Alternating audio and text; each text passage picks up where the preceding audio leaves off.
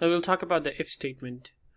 Now, if statements in languages and computer programming languages come in whenever you want to apply a condition on something.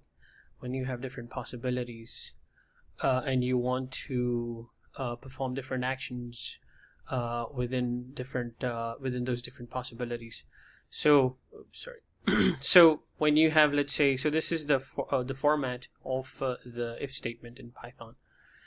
So now Python doesn't have parentheses like the curly, doesn't use curly braces or any other method to write a block of if statements or even for. Python uses indentation. So the format is that you type in the if statement, right, and then this is the condition, right? So if this condition is true, right, so this condition can be true or false, right? If it's true, then Python is going to execute this block, right? If it's not, if it's false, Python is going to go to the else part, right? And notice the format, this colon is important, right? If you don't type this in, Python is going to give you a syntax error. And again, the indentation has to be the same for a particular block. So this block is for this if statement, so it should be the same indentation, and also this block is for this else statement, so it should have the same indentation. So the indentation is what Python is, how Python knows that you are done with your if statement or you're done with your loops. Okay. So here's a simple example of the application of an if statement. So this program checks whether a number is even or odd.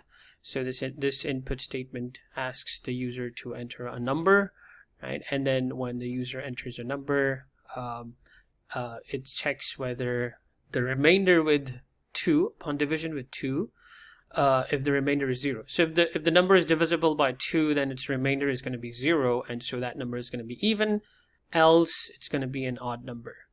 So when you have two possibilities, like in this case a number is either even or odd, then you don't need to type in another else if statement. So whenever you're done with your possibilities and you're just left with one possibility, you can end that if block with an else statement.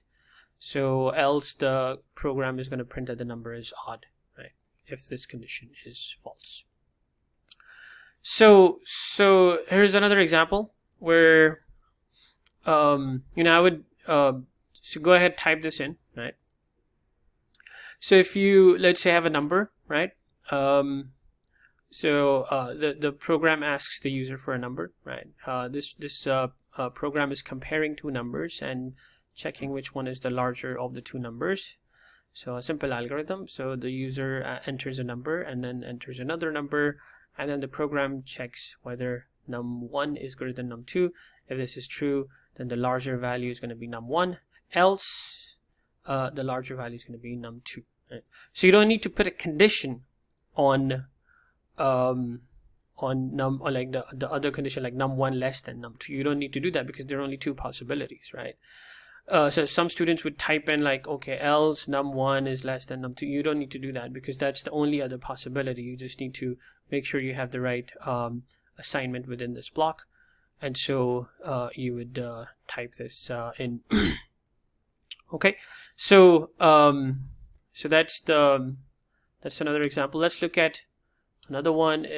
So in this case, so now this is so notice that you can also, if you have multiple possibilities, we looked at the two programs where the last two programs there were only two possibilities, right? If there are more possibilities, you can have multiple if and elif statements. So this is else if, the short of it's just a abbreviation of else if, right? So if you have multiple possibilities, you can use elif, and then with elif you need to put in the condition because there are more than two conditions. You need to specify what condition you need to put in. So this is just a program that assigns a grade to a test score. So if the grader, A is greater than or equal to 90, the test score is B, if it's greater than or equal to 80, and so on. So yeah, then you type in those possibilities over here. So if it's so elif, so you start with the A grade possibility and then the B grade, and so on. So now when you're done with the D grade, if score is greater than or equal to 60, D score is 60, then you say that the grade is D. Else, right? Else, you don't need to type in the last condition because that's the only possibility left.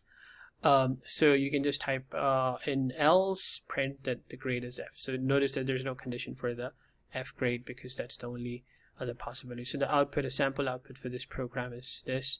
You enter a test score and then you get your grade is A because this condition is true.